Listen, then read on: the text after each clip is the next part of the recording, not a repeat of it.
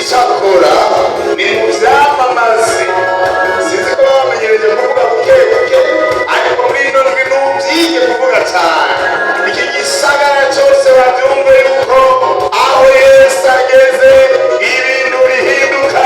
Haleluya! aho Yesu ageze ibintu birahinduka, aho Yesu ageze ibintu bigenda neza, kuko Yesu abisanze oya sikwa bisiga, aho Yesu ageze ibintu bimera neza, aho Yesu ageze ibintu birahinduka, aho Yesu ageze ibintu bigenda neza, kuko Yesu abisanze oya sikwa bisiga, aho Yesu ageze ibintu bigenda neza, aho Yesu ageze abanyabyaha barakira, aho Yesu ageze ibintu bigenda neza, kuko Yesu abisanze oya sikwa bisiga, aho Yesu ageze ibintu bigenda neza, aho Yesu ageze ibintu birahinduka, aho Yesu ageze ibintu bigenda neza, kuko Yesu abisanze oya sikwa bisiga, aho Yesu ageze ibintu bigenda neza.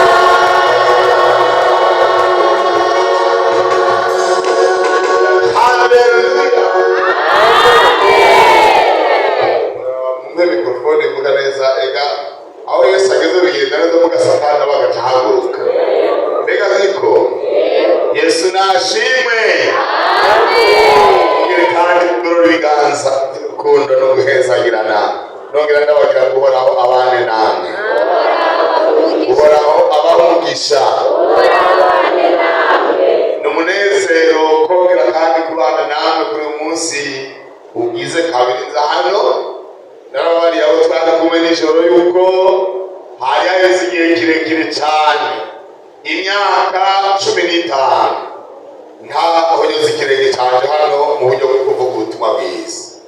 Ariko kandi Imana ni nziza, icyo umuntu yari yiteze iyo gishitse ntaba akitega ukundi. Nijoro twari kumwe hano kandi twari tuguwe neza, n'ubu turumva yuko tuguwe neza. Iki kibanza ni cyiza, Imana ibahezagire cyane. Ikibazo gifise gusa nuko mbona abantu bibagora kunezerwa. Ndabona ko mu maso harimo abantu bacijiriwe. Ni kubera iki mwijiriwe kandi Yesu yahageze? Haleluya! none mwebwe arundi muntu abazije mbega wowe ko waba wijiriwe ngo niko meze, ntigusabisha avu none mwe musabisha avu musa neza. Yesu abahezagire cyane. kandi urabona najya naho nirabura ndagerageza. urizi ubona umuntu yirabura yanyowe bagasa neza mu maso, nawe ubisi ndobe wogerageza. Yesu nashimwe. ziriyo impamvu nyinshi zidutuma tunezerwa. Ndabaraga kubashyikiriza intasho. Ejo naratanze intasho zitari nke, n'uno munsi ndabise intasho zavuye mu rugo. Madamu tuba twazananye ariko yagiye mu gikorani Muramvya, mugabo araragarutse. ariko imbere yuko agenda mu gitondo yambwiye ati urasubira kandi kubandamukiriza mwakira intasho ziwe. Abana rero nibo twari kumwe muhira, mvuyeyo bambwiye ko ndabatasha mwakira intasho zabo. Imana ibaheza cyane. Hariho n'abakozi b'Imana twavuganye kuri telefone nijoro no mu gitondo, bantu intasho nimurambirwe nimuzakire mu izina rya Yesu Kristo. Ndashishikara kunezerwa kuko umunsi ku munsi nguma mbona abantu narizi kandi twaherukana kera. Ni igitangaza. Aha rero urugendo rwiza cyane kuko nshobora kubonana n'abantu twaherukana kera. Imana ntihabwe icyubahiro cyane. Mwagize neza kuza, ndabona kandi ko mwagarutse. Hari ahantu henshi tugenda muri ubu buryo bw'ubutumwa bwiza mu ikanisa, abantu bakagira turdororo, ugasanga bamwe baje ku wa kane, wa gatanu hakaza abandi bakagenda barakuragurana. Mugabo ndabona yuko by'ukuri mwashishikaye kuza.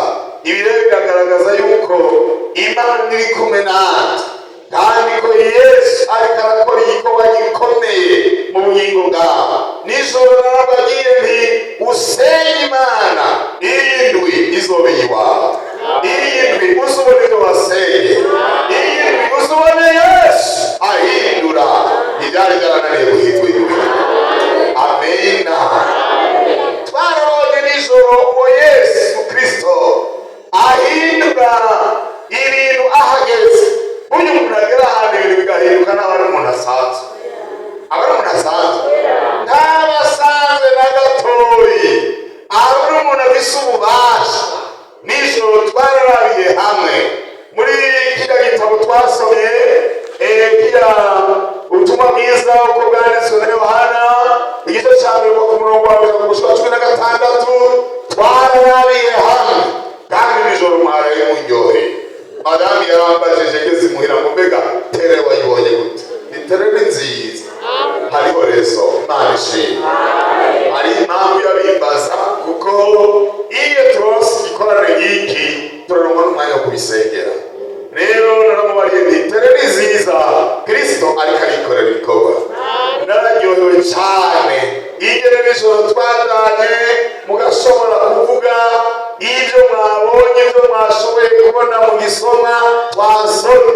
Byaranteye umunezero udasanzwe, naraye ndi nk'akamarayika aho ndahaye. Erega hari ugera muri tere ugasanga ni tere igumye, wababaza ikibazo ntibacishuje, n'icyo bishuye bagashishura nabi nabi, ariko Imana ibahezagire. Biragaragara ko mwarizwe, mwarigishijwe, Imana ibahezagire cyane. Twarabonye rero uyu Yesu Kristo ahageze ibintu bigahinduka badasanzwe. Narabonye abantu mu buzima bageze ahantu ibintu bihinduka, abantu bakiyegeranya, bakitsuganya, wari mu nzira kabisa. Harezi imyaka itari mike nawe agendera ku gapikipiki bumwe butoyemo bitaje bukuki, nakagendeye k'imyaka 8. Ubundi munsi nariko ndagenda ndi muri iri barabara nyene rigenda nyene rimubona ricape rwa Karete. Hanyuma rero numva amafilimi ngo rero naca nigira iruhande, abantu bagaca batwenga guhera uwo mugabo yingerangana bagaca no ku ruhande. Umuntu aba umugabo, abandi bagabo bataranze, bazaga abagabo bose barangana neza. Abagabo ntibangana ntibazabahenda, umwe wese n'umugabo mu rugo rwiwe. Mugabo hari igihe haza umugabo aruta abandi mu bantu bongo kweli. Hano rero abantu mu kubagora bibaza abantu bose ni bande. Hari umugabo rero yari imbere yanje, yari mu modoka izinde wewe, hari imiduga myiza muri kino gihe kandi abantu ntibisondeka, baragura imiduga myiza naho bovuga ngo turi mu bihe bigoye. Imiduga myiza, amazu meza, kwambara neza no kujya neza, kandi ibyo ni byiza. Wewe nawe ufise ifaranga none. Hanyuma rero umugabo baramubwira ati bisa acaja kuri telefone, aguma kuri telefone, barabuza abana kuva mw'ibarabara kabisa uwo mugabo. Hanyuma rero jewe nari nahagaritse ka kamoto mbere ndakavako nihagarara ku ruhande. Ugise umutwe mutoyi awurinda uruguma bongo kwezi. Hari haje undi mugabo adasanzwe, mu mwanya mutoyi hari abahungu banyaruka bari bakorotse. Uwo mugabo bamucisha mu biyodi iyo modoka yo bamufashe ngaha kwiteko, kandi yakwega n'abasore batoyi, mugabo w'inguvu ngo ni bici batuweko nizo wakoze. Bamukwega nanukurindira kugurura umwana, bamucisha mu kiyo, bamwereke yuko yigize umugabo. Hari undi mugabo amuruta yakinyuma, baca baramukwega batari hayicara naho hasi, nawe yari yambaye neza akabangundu. Ese kwambara neza utagira ububasha. Baramubwira ati ubu nyene turagomba yuko ujyana ikinda hasi, nayiga imvura yo yaguye ati ugire ruri igenda kujya kwipine igenda irizunguriza. Mukama wanje arizunguriza muri vya sohono hariyo batigabuka rero. Agarutse rero bati twagombye kukwereka yuko nawe n'amanyama hari abandi bantu bagusunda amanyama. Iyo haje undi mugabo abisubasha abantu inyifato. Baramubwira ati rero izi dokima zawe uzoturondera nawe. Barazitora barazitwara. Hanyuma abantu begera bagati bavuga ngo twari twakubariye. None iyo wumvise ifirimbi ivuze none waba kuvugiriza ifirimbi ndababaza muri mwege ngaho bavugiriza ifirimbi ngaho iyo mugabo Desire baba bayikuvugiriza naje ndiganye ntawe umenya ko nareganye ari umunyabubasha yaje uyu Yesu Kristo rero twarabonye nijoro ingene ari umunyabubasha. Haleluya. Nimba agera ahantu ibintu bigahinduka nuko ari udasanzwe. Haleluya. Twarabonye ngo yahozeho kuva kera kandi twarabonye ingorane z'abantu bita ba kera mu isengero. Abantu bose usanga bavuga ngo ni aba kera bamwe bakakubwira ngo mu gihe cya naka baba bariho. Ari umuntu yabimbarira avuga ati jewe sinkeneye kumenya amakuru y'uwo uri kurambarira yapfuye ntazuke, nkeneye kumenya amakuru ya Yesu Kristo yapfuye akazuka kandi akaba ahindura ibintu. Amina. Babinipfurije namwe mu izina rya Yesu. Amen. Niba uri uwa kera mu isengero hagarara neza ntutituke amavuta yawe ntanuke umuruhu kubera inyifato mbi, ariko hagarara neza ku munsi wongerwa amavuta kandi amavuta mashasha Imana iguheza. Twarabonye kandi ngo yahoranye n'Imana. Ngoma ndababaza muri mwebwe ninde yahoranye n'Imana? Muri mwebwe nta n'umwe ari ngaha yahoranye n'Imana? Aho Yesu wawe yahoranye n'Imana. Nyumva ntuze Yesu ariko wewe yahoranye n'Imana. Haleluya. Ikindi twabonye ngo mu byaremwe byose nta na kimwe kitaremwe na nde. Mbega niba bisa ububasha bwo kurema nyumva ko ari Imana none. Yesu ashimwe. Mbega ni Imana mu butatu. Haleluya. N'umunyabushobozi rero kandi twarabonye yuko uwo niwe soko y'ubugingo n'umuco. Haleluya. Uyo muco n'ubugingo byaturasiye twahawe. Hariya hepfo twabonye ngo mbere kubibogaboga, ariko si bibogaboga, kubibogaboga muri we. Haleluya.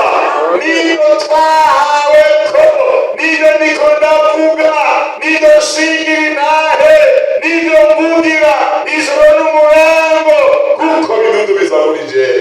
Haleluya. Ngo mbere n'ubuntu bugeretse hehe? Yesu nahabwa icyubahiro cyane. Ikindi twarabonye yuko yashingiwe intahe n'abavugishwa n'Imana. Abavugishwa n'Imana twaravuze yuko abavugishwa n'Imana tubona ngaha muri Bibiliya banditse n'ibi bitabo byanditswe ngaha, abanditsi barenga 500 babayeho mu bihe bitandukanye kandi ntibari babayeho cyo kimwe. Stati sosiyale yabo ntiyari imwe. Harimo abanyabwenge bakomeye nka Salomo, harimo abagwanyi bakomeye ku rugamba nka Dawidi, ariko kandi harimo n'abandi bari bafite ubuzima bworoheje nk'abitwa ba Mose. Bari abantu baragira imikuku hejuru mu misozi. Haleluya.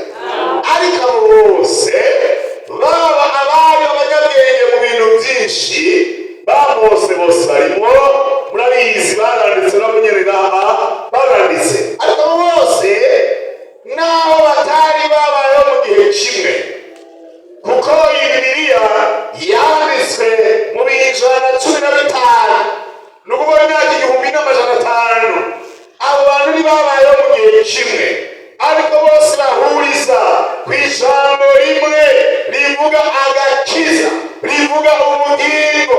Uhereye mu itanguriro ugashika mu muryashe Yohana hari ijambo ry'agakiza. Haleluya. Bose bahurira kuri iyo teme ikomeye cyane bose y'agakiza. Tuvuge tuti Imana ihabwe icyubahiro cyane. Ariko murazi benshi ngahandazi barize amashuri ya kaminuza, abandi bari kwa kaminuza. Murazi ibitabo mwanditse, hari ibyo bamwe banditse n'ububona kuraba babishize ntibikiboneka naho biri.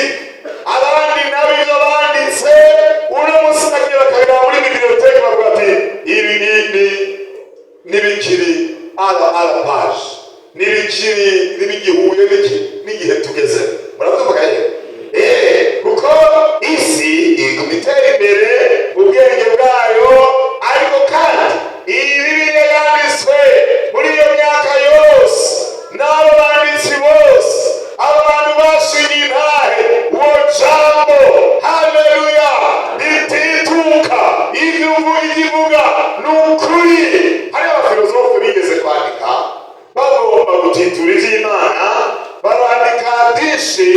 bavuga yuko hari akwiye cyo bita etide critique kuri Bibiliya, ngo bamara uko Bibiliya ngo irimo ibintu byinshi ngo by'amakosa, ngo harimo amasezerano ngo atigeze ashika, ariko kandi ibyo bagize byose byabaye upfa gusa, kuko baruye kubona bonyine barisubirako barabona iki gitabo ari igitabo kidasanzwe.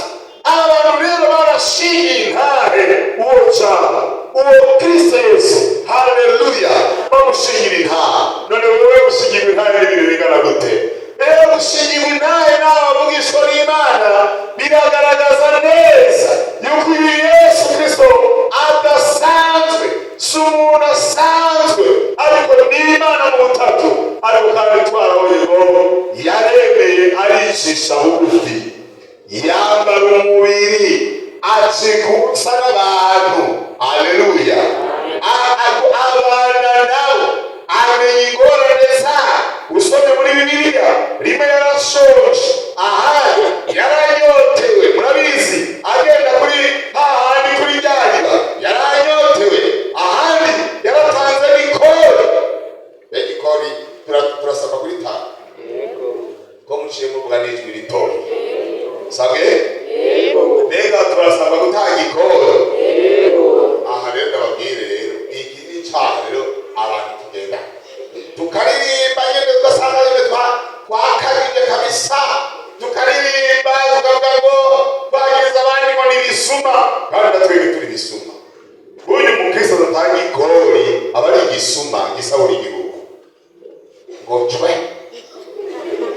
basi no wamunezero muke Imana ufise cy'ubwenge, aho muratanga ikori.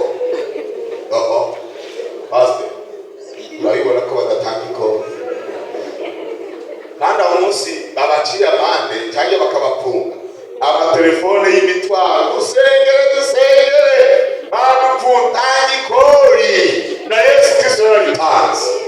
Niko murabyumva kayo mwese ngocwe nababonye mu gikungu nimutanga ikori. Iyo abamutanga ikori kubivuga munezerewe kabisa. Ikori irakenewe gutanga. Yesu nawe yarabitanze, yarabaye umuntu aricisha bugufi, kandi twarabonye mu gusozera ejo kugira ngo tubone ibyo Yesu akora, kugira ngo tubone ibitangaza akora, biradusaba yuko natwe tururuka tukicisha bugufi. Umuntu akibagira icyubahiro rwise, akibagira stati social, afise agaca bugufi. Umaze guca bugufi rero uzobona ibyo Yesu akora. Sema amen. Tugere kurabira hamwe rero muri iyi minsi, uhereye uno munsi uwa gatandatu no ku munsi w'Imana, turabe rero Yesu ahageze ibikoreka, kandi turavuga ububasha bwe. Ibi nibyo twabwe muri iki gisomo twasoma. Dusome rero muri Lukaya. Abantu barakunda umuntu asoma ibice byinshi, umuyoboro w'ibice, ariko none se ibindi twarihejeje no ugasanga bavuga ngo basomye ibice bike, ariko nturabe ibice nasomye bike wumviriza icyo Imana yakunze kukubarira. Haleluya. Mbega ibintu ariko ndavuga birimo muri Bibiliya. Imana ishimwe. Dusome rero Luka, ubutumwa bwiza bwa Yesu bwanditswe na Luka 18:35. Tugiye kurabira hamwe rero Yesu ahageze ibikoreka. Haleluya. Ego turabe rero ageze hafi y'Yeriko, hari impumyi yicaye iruhande y'inzira igira gute isegereza, yumvise ishengero rihita, ibaza ibyo ari byo. Barayibwira bati ni Yesu umunyanazareti agira gute ahita. Yarageze muri iki gisagara, umirize, irasemerera iti Yesu mwana wa Dawidi ngirira imbabazi. Muraho ko bakurikirana neza. Hajya ku murongo wa 39 ngo abari imbere bagira gute barayizibiranya migire gute ihore. Mbega yarahose, ariko bigira gute irushiriza cyane gutakamba iti mwana wa Dawidi ngirira imbabazi. Yesu arayimuzanira. Ishitse hafi arayibaza ati ugomba ko ndagukorera iki? Iramwishuye iti ndagomba kugira gute? Umwuka mwami wanje. Haleluya. Yesu arayibwira ati uhumuka, ukwizera kwawe ugize gute? Uragukijije. Aca umwuka buno nyene atagira gute? Aramukurikira himbaza Imana. Abantu bose babibonye bagira gute? Imana ihabwa icyubahiro cyane. Nagomba ndakubwire kuri uno mugoroba kandi n'itangazo ndagutangariza ngo aho Yesu ageze ibitangazo birakoreka. Amina. Bangahe biteze kubona igitangazo muri kino gikorane? Imana ibahezagire cyane. Hanabibaza ngo tuko mubibaza muri slogan dukoresha, ariko ndazi yuko abizeye mwumvise ngo ayigira ngo ukwizera kwawe kugize gute? Abantu benshi baba bitega ibitangaza mu bikorane binini. Iyo twasohotse tukagenda ku rubuga niho abantu bitega ibitangaza. Mbega ngaha mu gikungu Imana ihakorera ibitangaza. Mbega ibyo mwasengeye Imana yarabyumvise. Hari umunsi mwaje musa amagerageza Imana irabakiza amagerageza. Icyo si igitangaza none. Mbega hari umunsi mwaje musiga abantu mwira barwaye musenge musubiye mwira musanga bakize. Haleluya. Ibiganza bamaze kubona igitangaza. N'uno munsi ndagutangarije ngo igitangaza kigiye gukoreka mu bugingo bwawe kuko Yesu agiye kuhagera. Haleluya. Yesu yari mu bikorwa bya misi yose byo kuvuga ubutumwa bwiza, agenda mu mihana, agenda mu mitumba, agenda avuga ubutumwa bwiza, ari kumwe n'abigishwa biwe n'abandi bantu benshi bamukurikiranye. Kandi usomye Bibiliya, abamukurikira bose si uko bamushima ubumana bwiwe, ariko cyane cyane bamwe hariho n'abari bironderera inyungu zabo. Murabizi ingene bamurondeye bakamubura, hanyuma bamubonye ati twakurondeye turaca hirya no hino turakura, ariko ko yari Imana isesa ikabona ibiri mu mitima. Erega natwe ngaha iratubona. Haleluya. Irabona abafise imitima imenetse, abayirondera. Haleluya. Abizera ubushobozi bwayo ko bushobora guhindura ibintu. Haleluya. Iratubona. Ataraga ati nababona nta kintu cyatumye mu mpinga. Erega nuko nabagabuye mukajya mugahana imitsima. None rero ati none ko muhandana gukiranira imitsima iyoka. N'abakristo bacu benshi muri ino minsi amaso yabo ari kubiboneka gusa by'akanya gato, ariko ndakubwira ngo amaso yawe niyitegereze hakurya abona iby'ikimazi iby'ibihe bidashira. Haleluya. Ibiki wabera. Haleluya. Mbega waruzi yuko byabona bugingo bitoduka. Mugabo jewe nararonse vokamire, nararonse uko ndavyita mu buzima. Niba Imana iguhaye ubutaha, niba Imana iguhaye imodoka ugenderana, niba Imana iguhaye uburyo ukaronka amafaranga, ukaronka n'abishira kuri konti, ivyo byose byiza woronka muri ubuzima ni cyakura cya jiyani, ni mpamba, kuko turiko turagenda bongo kwe. Haleluya. Ejo bundi naragiye ahantu mbona umuntu yubatse inzu igeretse gatatu. Hanyuma rero abana barakura, bamwe baragenda mu mahanga, abandi batakubaka. Hanyuma rero urabona ijambo gisakara biragoye. Nta n'umwana afata umwana we bamuhereze inakuru aje kuba payinakuru.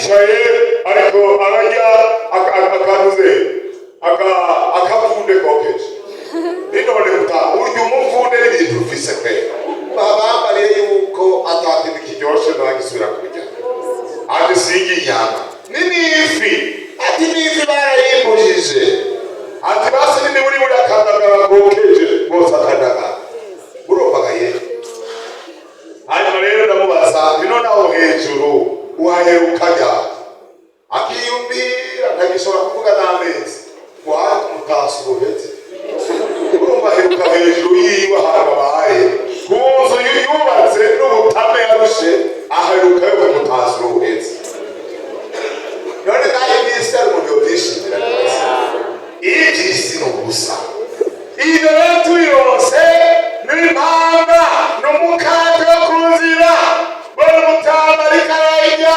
umuvunde wokeje atana umunyu uriko gusa ni ayo magorwa imana yawe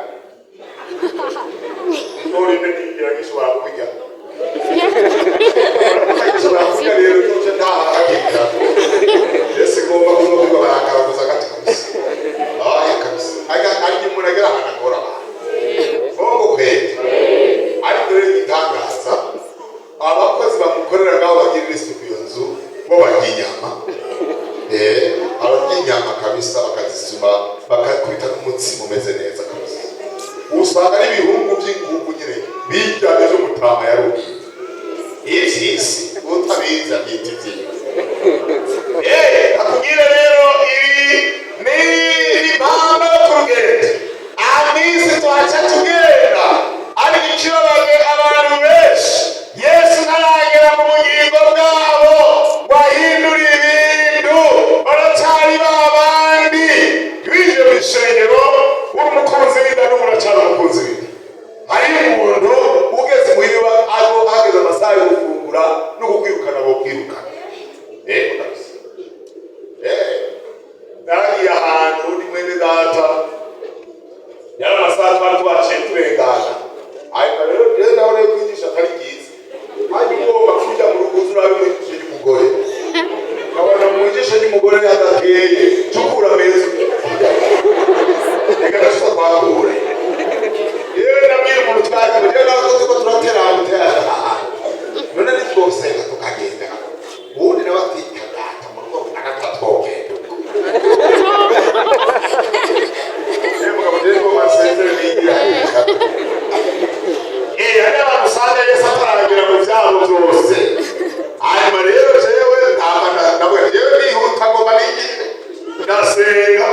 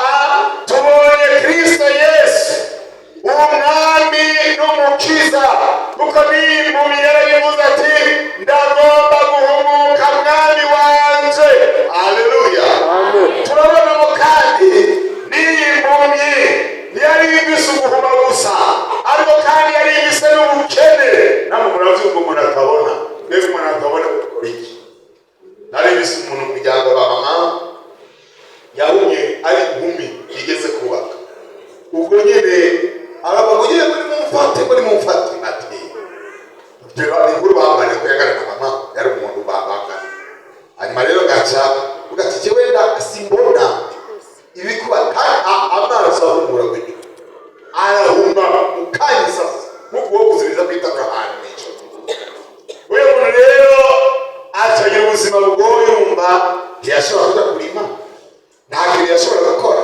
Mugabe ikintu yashobora kwandarira inda n'akazi yarashobora guteka.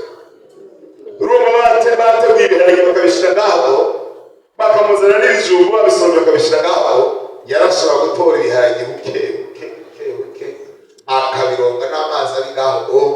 Hanyuma rero agasaba umuntu amucanira umuriro, agaca ashira inkono kuzima akabiteka. Kandi yaba muri iyo nzu byaranse ko bayihindura, kuko bayihinduye byaca bigorana bakamenyera. Yaramaze kumenyera ahantu aca, akamenya niyo aja mu kigo. Mugabo nivyo gusa ashobora guhabya. Jewe rero mvuye kw'ishuri nciye imuhira wabo umuntu agiye kubaramutsa, hanyuma rero yakunda kumfata agashakora. Murabona agatoki kanje naho ndi kure, urabona umengo kariwe n'ikintu ngaho, ariko na papa niko yarameze. Rero yarazi papa ingene ameze, kandi bari baramubwiye ko yabyaye umuhungu agasaka agatoki kameze ukuntu. Agacaza mumbega bobo muri Claude Tego ati manzi uzanire ikiganza cawe, agaca afata mukebeke akoze bwango ni wewe mwumva ibitoki genda ari binini warabaye munini wenyegera. Agaca akora ngaha ku matama ngo yo urumva umuntu w'impumyi nyene, naho kuri ribuzi zizimvye ntazamenya kwizimvye. Urumva ntazi gushaza ntavyiki nirya nahazirya udahirya ziryoha ubwa mbere umuntu amaze kuzibona n'amaso yiwe, siko none niho zimutera akayabara. Uwo muntu w'impumyi aba afise ingorane zikomeye cane. Uyu muntu rero yari yicaye ahantu, iryo murabimenyereye mu gisagara basayira papa murabimenyereye. Abantu barenganye bamugiriye akagongwe bakamuhikira. Kandi murabizi umuntu w'impumyi nawe yogendana n'abantu bakamuha amafaranga menshi, bamutwa bagombe kubona amenya amafaranga uko aramenya agaciro kawe, ntashobora kumenya agaciro. Uyu rero hejuru y'uko impumyi ariko kandi yari akeye, yari amerewe nabi akeye. Ubugira gatatu tubona ngaha n'abantu batanze amakuru, we yari ngaho yumva urwamo, abantu bose bihakaruru, agacavuga ati n'ibiki n'ibiki. Hanyuma rero baramubwira bati ni Yesu Kristo umunyanazareti ariko arahita ngaha mu gisagara, ageze ngaha iwacu aha hari Yeriko. Hanyuma rero baravyumva, amaze kuvyumva rero bihawe n'abo bantu babimubariye. Ubundi mu kugira kane tubona abantu bari bagiye imbere, abari imbere, abari babisubasha mu kuba imbere. Reka murazi mu bihe nk'ivyo si uwari wese aje imbere, n'uwumvise ububasha bwo kuja imbere yemewe. Ahandi naho mbega niba abandi ba kera, jewe ntabura gutugucokoza narabariye ko je nkunda gufyina cane. Abavuga ubutumwa turi kumwe mu Kamenge n'abana bacokoza. Ni none mwebwe iyo hageze kuja ku meza les plus anciens baca baza imbere. Ni none rega no kuja mw'ijuru muragomba kuzotwitanga ngo yakuzoba turagenda hanyuma. Urumva hageze gukorwa muri uyu mubiri abakera ntibagomba kuwumva, mugabo hageze cakura iyo baza imbere igisigara bimeze. None ko muvuga ko murabe imbere byose nimupfe none mutubise nabi muvuze gute, ariko n'umutamubwiye gupfa ntabwo yumvisha ntuzugira iki. Hari umusuku yabwiye sekuru ati so ivyo bintu yitsinze ivyo bintu none ijambo abaye iki, akambwira ati izi ni jebejebe. Ati none jebejebe ni iki? Ati nivyerekana yuko nshaje. Ati none gasokuru usigaye usa nabi ni wowe upfa urapatana kiyagushikira n'ibuka. Abandi bagomba kuva mu biburi. Abantu y'imigwi ine musomye ngaha rero ngomba dukuremo icigwa. Haleluya! Kitwereka yuko aho Yesu ageze ibintu birahinduka.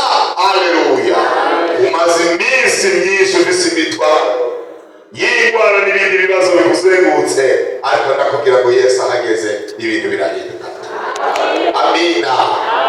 Icyo twakuramo cya mbere ni uko uri Yesu Kristo ni umunyabushobozi, kandi biramuhimbara kudukorera ibitangaza.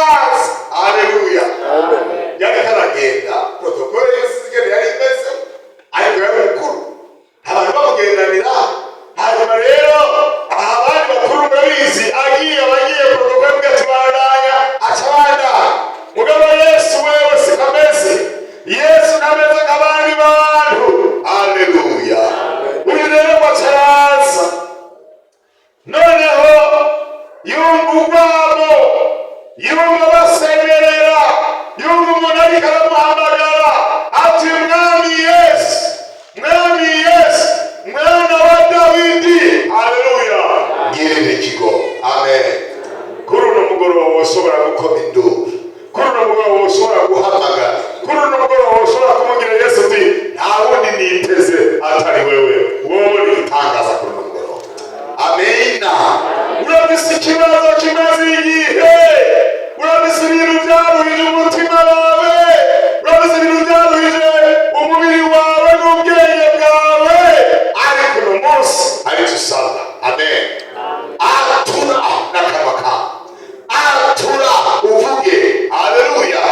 Yesu Kristo biramuhimbara kugutabara, biramuhimbara kuguhindurira amateka, biramuhimbara kuguhindurira ubuzima bwawe. Waba bikuriye birakurwaye umugongo, ndashima Yesu. Haleluya.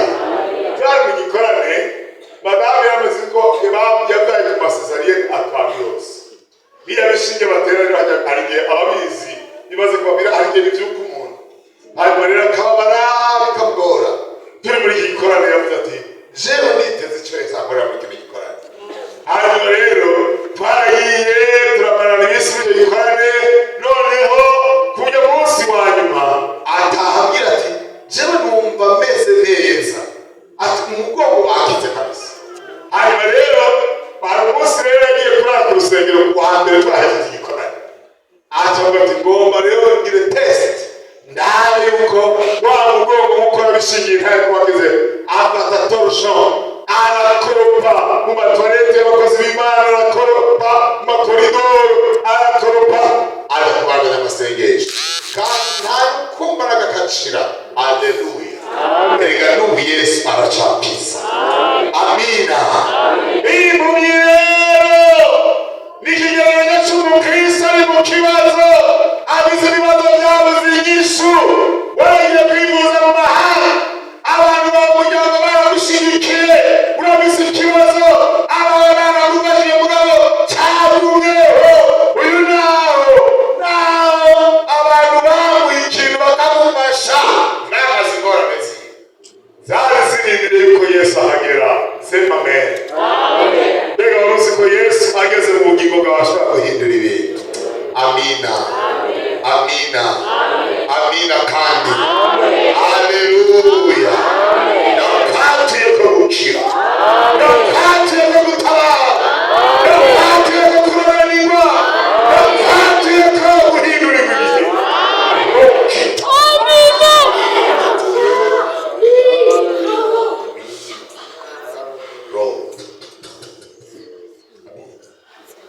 Hanyuma rero hari ikindi kintu tubona ngaha twakuramo icigwa gikomeye. Igicigwa twakuramo n'abantu batanga amakuru meza, abantu bavuga neza. Muri byavuze ngo yemwe abavuga inkuru mbi z'igihugu cy'i Siyoni, ivyo mwita amananiza bishobokera umeze gute? Haleluya. Ivyo abantu bita amananiza bishobokera umeze gute? Uwizera. Amen. Aba bantu rero bakunze impumyi iri kwibarabara, iti mbere yemwe n'ibiki ko n'ubu rwabo, n'ibiki ko n'ubu abantu basemerera, bati wewe yicara ngaho n'ubuhumyi bwawe kakiri aca bakerera. Ariko baravuga bati ni Yesu Kristo umunyanazareti ariko ararengana muri iki gisagara kandi ariko akora ibitangaza. Haleluya. Tutware inkuru nziza yuko Yesu akiza. Amen. Amen. Amen. Abantu bakifite abantu ubwo twabonye n'aya hepfo baraboneka, hariho abatangiye kwizibiza, bamwe barihaye amakuru meza yuko Yesu Kristo umunyanazareti ariko arahita, yuko yageze muri icyo gisagara. Ngicyo icyo Imana itugomba ko twamamaza ubutumwa bwiza, dushinga intahe. Mbega mwe murashinga intahe? Nageze ahandi hantu ndabaza ni mbega bene mwebwe murabushinga intahe, mugashingira intahe Yesu ibitangaza yakoze? Baca bambara ati twebwe ngaha ibyo tubikora mu mpera z'umwaka gusa. Ndabaza ni mbega Yesu akora ibitangaza mu mpera z'umwaka gusa?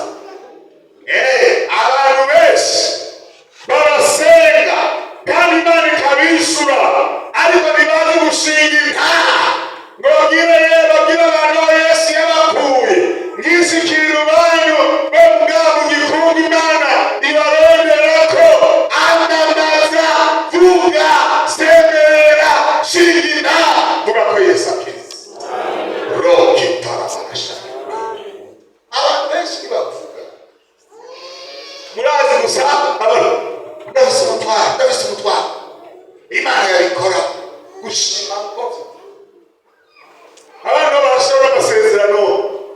Ijewe Imana niyanenganye ibi.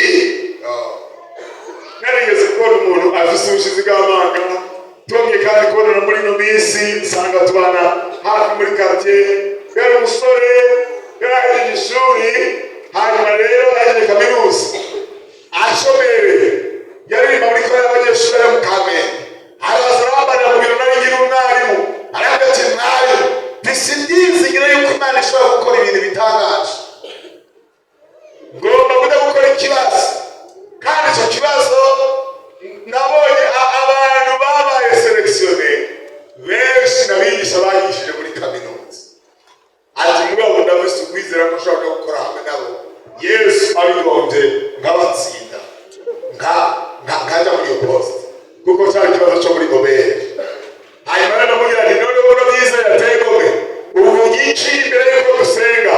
Ati ubiriza jewe isezerano nshize imbere y'Imana nuko umushahara wa mbere nzotangura gukabakaba mu minwe, ntarabi ubukene mbise, ntarabi ibindi bibazo mbise, nzoshikamira Imana nyikimaze icishime yuko yaneye iteka ngakorana ikibazo n'abantu banyigishije nk'abatsinda.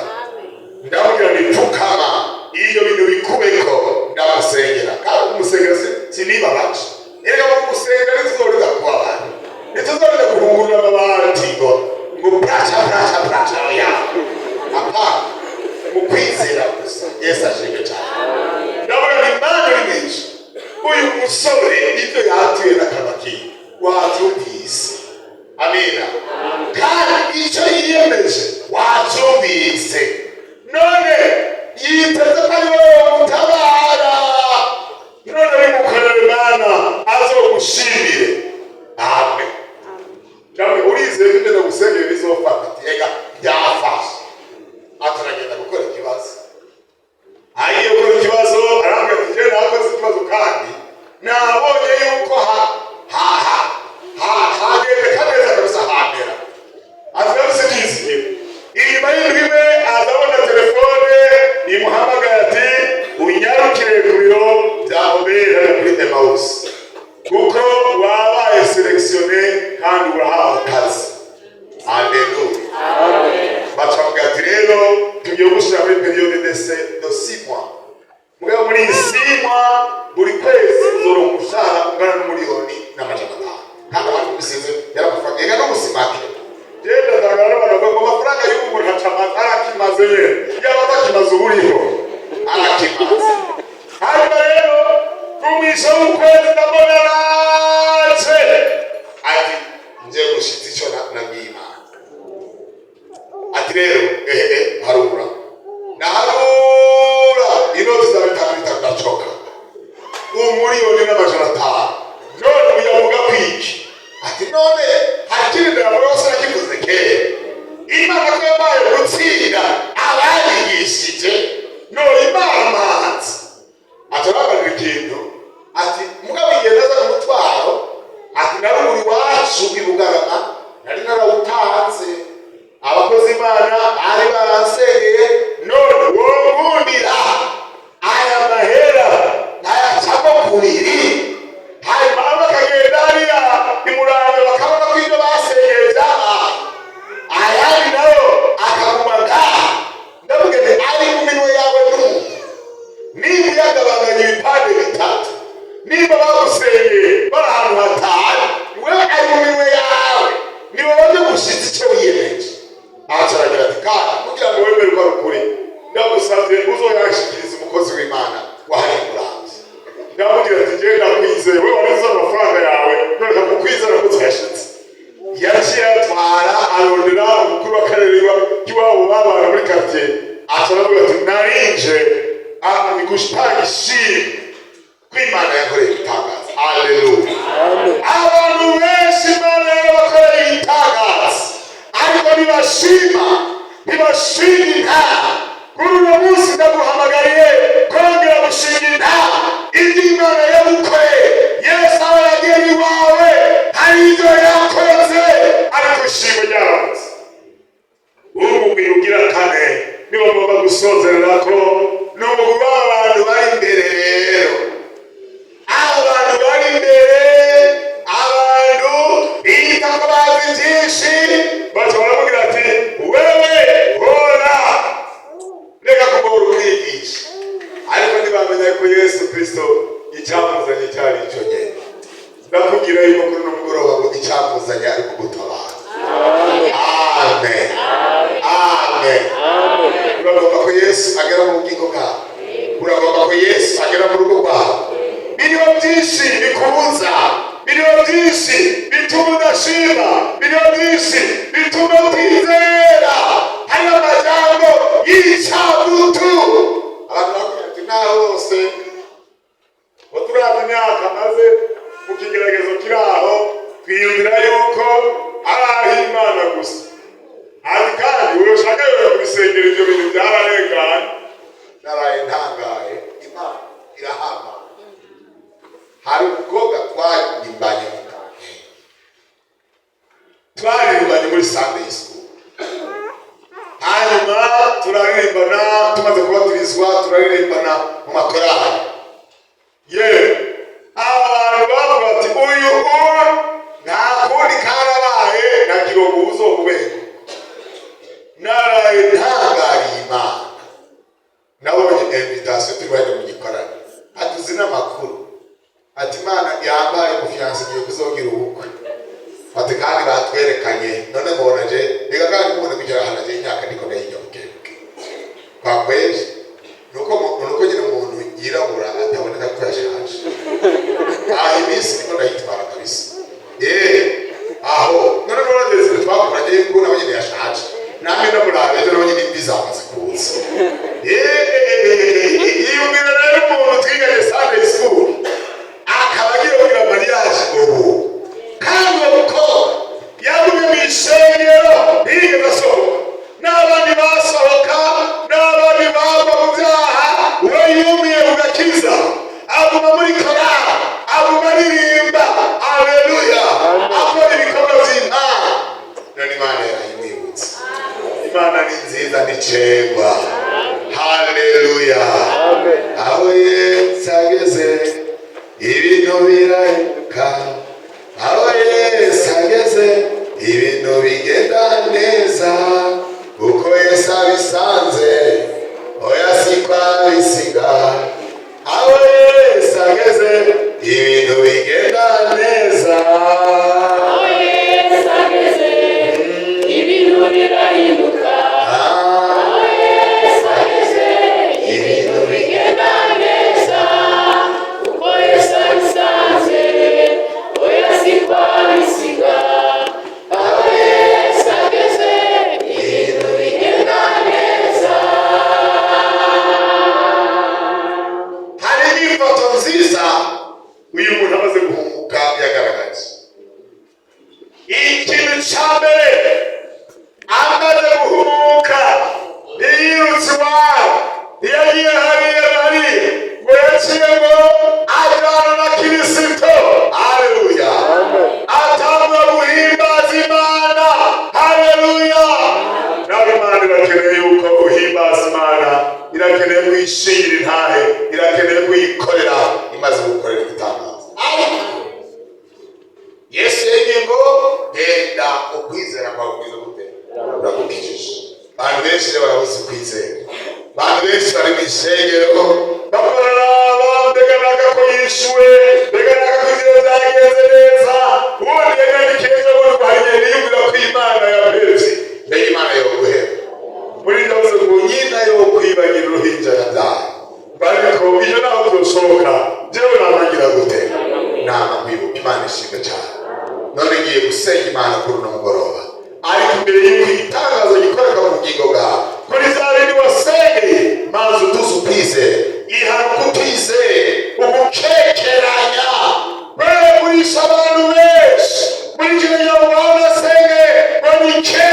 Hari undi numvise avuga ngo yewe mu bintu byanjye ngo nta n'umuntu nshirirwa ndabibwira ngo sigomba kugora abantu. None abantu bonanirwa ariko Kristo ntananirwa. Tunamika amaso yacu.